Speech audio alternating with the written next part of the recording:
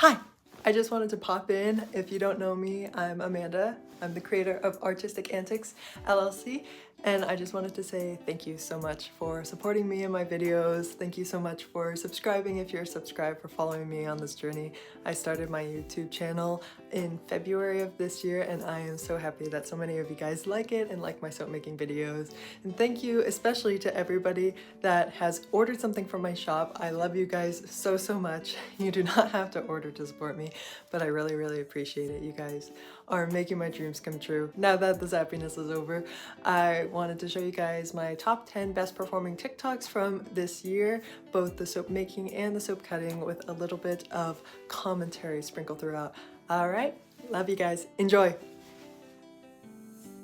January's most popular TikTok video was this video that I posted. It was my first one-part video where I posted the soap making and the soap cutting at the same time, and I issued a challenge to my TikTok following that if they wanted to see more content like this, that they had to blow it up, and blow it up they did. And in fact, after this I made the two-part videos, and then I posted the one-part video, and then slowly went back to the two-part videos because, as I'm sure you all know, the algorithm is king, and you kind of have to cater to what TikTok pushes out more. And it's just, to me at least, it is proven that when you post two-part videos, it helps get more engagement because people are like, ooh, can't wait to see the soap cutting, I can't wait to see part two. But this was one of my favorite soaps. People called it like a gingerbread Gucci soap, and I can kind of see it. And it was one of the first soaps that like made my channel really popular, and so I will forever be grateful for it.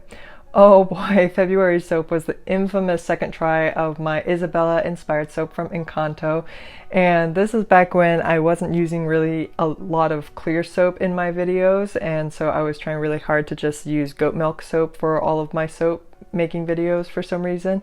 So the idea for this is I wanted to have a cross section of dark soap with colorful swirls going down to kind of mimic Isabella's dress at the end of the movie, and then top that with a more purple and magenta hued dress to reflect her at the beginning of the movie, and then topped with the roses in the different colors as well, again to reflect how Isabella was at the beginning of the movie versus how she was at the end of the movie, and then putting those little cactus embeds in the dark to show from her scene the What Else Can I Do song when she was making all the cacti and she had never made them before.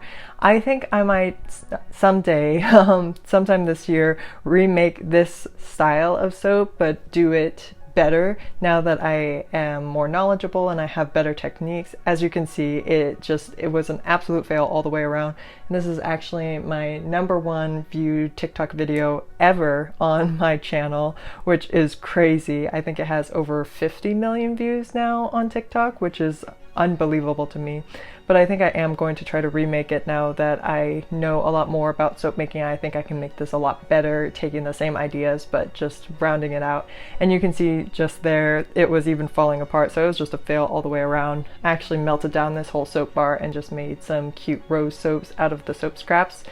So none of it went to waste, but it was a good experiment, and it ended up blowing my channel up more than I could have ever imagined. So good things came out of it, even though the soap itself was not the prettiest soap I've ever made in my life.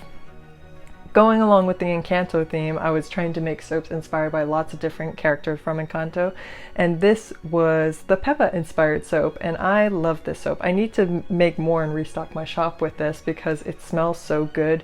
It smells like limoncello, the sparkling lemon liqueur, I believe, and I was inspired to make a kind of sunset theme with lots of yellow and orange and red tints in it. So I used the lemon molds to make half moons, and I now have like a half sphere mold instead of using the lemon molds. And then I layered in this yellow and orange mica, and then topped it with the stars to kind of bring her earrings that she wears in the movie into the soap, and then cut it all up. And it's just such a bright and fun soap, and I love this soap because it was one of the first times I had used this like ombre technique for my soaps before, where I took different levels of the mica and the isopropyl alcohol and mixed it together, and it created this beautiful ombre look when I swirled it all together that you're about to see.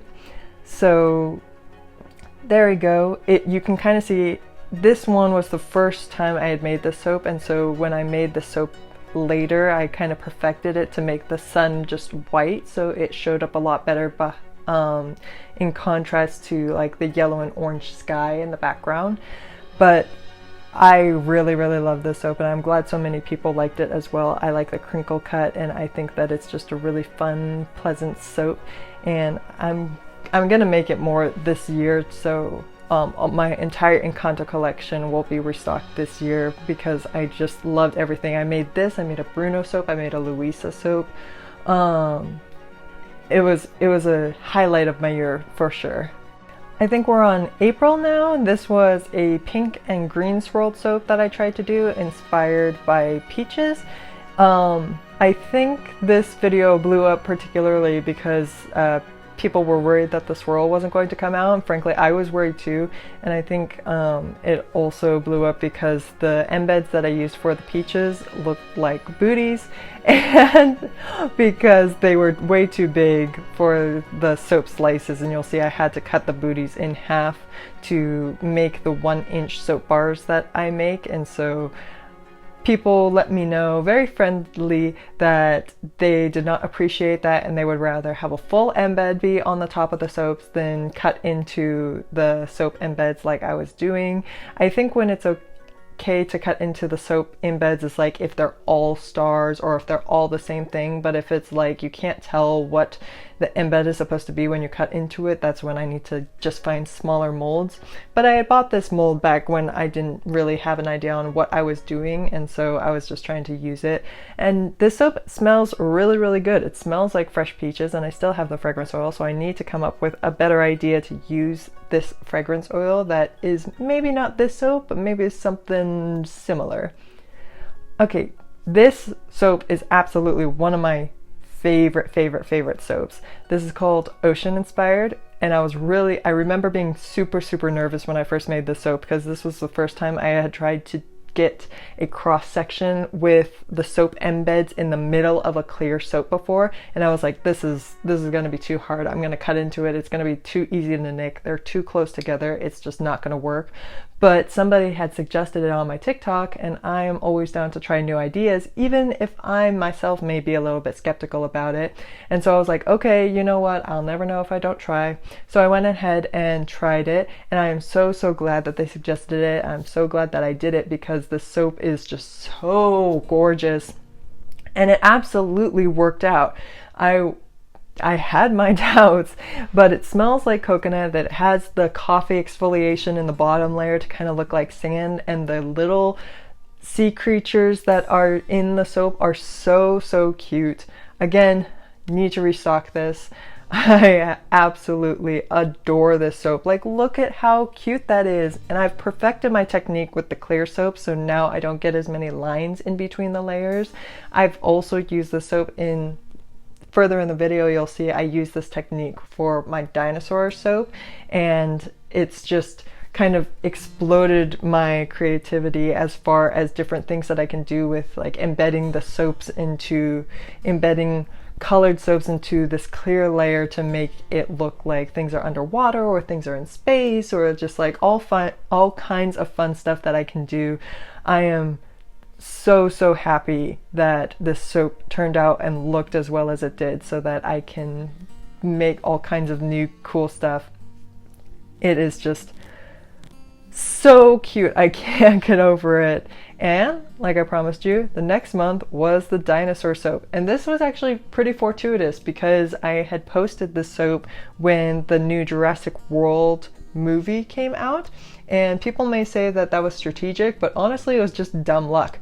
I noticed the day that I was posting it that the audio on TikTok for the new Jurassic World movie was trending, and so I used that, and I was like, hey, has anybody seen this? Does anybody like the new Jurassic World series? And I put in my personal thoughts on the Jurassic World series, which was that I personally, in my opinion, I don't think there's been a good Jurassic Park or World movie since the original. That's just my opinion, so don't get mad at me. But I do love this soap. It's one of my favorites. It's one of my best sellers, actually, and I still have it in stock today. And it smells kind of smoky. It's not like a very traditional soap scent, and that was because I wanted to make it smell smoky because they were over a river of lava. And so I love it so much. I think it's so original. This was the first time I had tried to like carve out a soap part or like make the soap look like land that the dinosaurs were standing on. I've tried, and of course it fell when I was cutting it.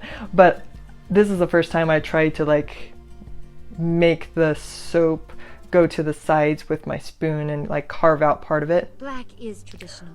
The Coraline But if soap. you prefer pink, I'm not going to talk a lot during or this. vermilion, or chartreuse. Though you might make me jealous. No way!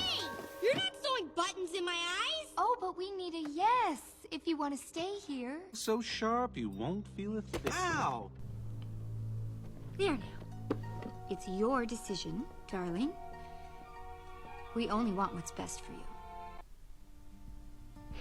This soap is kind of interesting because I have never been able to recreate the beauty that was this soap cutting, as far as the temperature of the soap and like the beautiful thick swirls that I got from this soap loaf specifically. It has been impossible for me to try to recreate that. Swirls are so finicky. It is temperature, it is like how thin the soap is, especially for melt and pour soap. Swirls are especially hard, and this soap was just so beautiful the first time that I cut into it that I will never be able to relive this. This may look similar to the first video that we went over, but it's not. It's a different one using the same mold. But last year I had made a soap before that Gucci gingerbread soap that looked like, people called it like Shrek's swamp or something, because I took the gingerbreads and I poured it in green, and I was like, this is ugly, guys, and they were like, this is not what we meant. And then I made the Gucci gingerbread soap.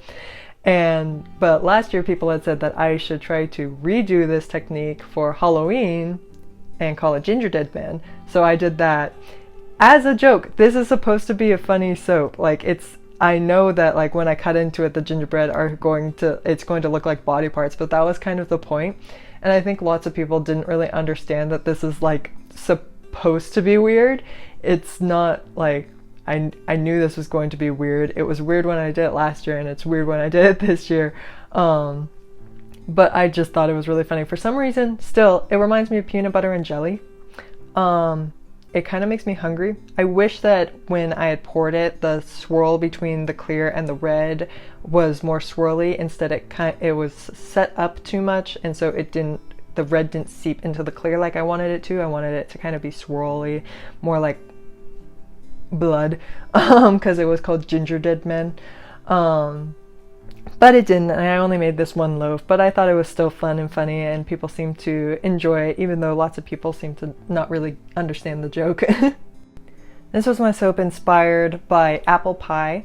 So this was probably the most time-consuming soap that I had made thus far. And then I decided to up it and make mini apple pies, which was even more time-consuming than just the loaf of apple pies. The benefit of making a loaf of soap is that it actually makes 10 soap bars. But when I made the individual apple pie soaps, I made 6 at a time, but when I made the top part for the lattices, I could only make that 3 at a time, and so I was having to like make the apples, color the apple skins, weave the lattices, cut out the lattices, and like I had almost 100 of these mini apple pie soaps that I had to make, and so I was making just mini apple pies for, I kid you not, 5 days straight. And since then they've been sold out, and people have been asking, oh, I really want an apple pie soap, when are you going to restock that? And for me at least, I feel like I'm like on rest, creative rest from that, because I made too many of those in a row and now I'm kind of sick of them. And so I'm like, let me recoup, let me refresh my creative juices before I get back into that and start making those mini apple pies again. But people seem to really like this soap. I personally really like it. I thought it was a good idea. To me, it looks like a slice, like if you were to take a apple pie and slice it, the apples are going to be all cut up anyway, so I thought that this was one of those good instances where the soap embeds doesn't have to be perfect. And then I created these 2-inch chunks because I knew that people would want to see more lattice on top. This was the only month where the best performing TikTok video was not a soap making video. That's too damn bad! You keep digging! My mom was so excited that it got so many views. And then this is my most recent TikTok video for November. Of course, December's not over yet, and so I don't know what the best performing TikTok is going to be for this month. But this is my Sally Spoon soap, and I love this soap. I think I got the colors down perfectly. I love the spoons with the little holes drilled in the top, like how she had the spoon with the holes in the movie. And it smells like candy canes. It's just, I think it's such a sweet looking soap and kind of a throwback to, well, not a throwback, but more like a good reference to the character in the movie. I just think that it's really cute and adorable, and I'm excited to see what I do for this upcoming year, what soaps I'm going to make. I'm kind of flying by the seat of my pants whenever I make soaps. At the beginning of this year, I had like my goals and a whole plan of like, I'm gonna make this collection this year, this collection this month, this collection, and I bought all the molds and like scents ahead of time and stuff, and I completely abandoned that idea, mostly because I had so much fun just releasing soaps willy-nilly and just making whatever I felt like and posting it and seeing how people responded and reacted, and being able to get people's feedback and get your guys' comments and take that into account and then improve upon designs that I thought were great, but you guys made it even better, like with the mini apple pie soaps or with the Isabella soaps. And I love that back and forth that we have, and I can't wait to see what this next year brings.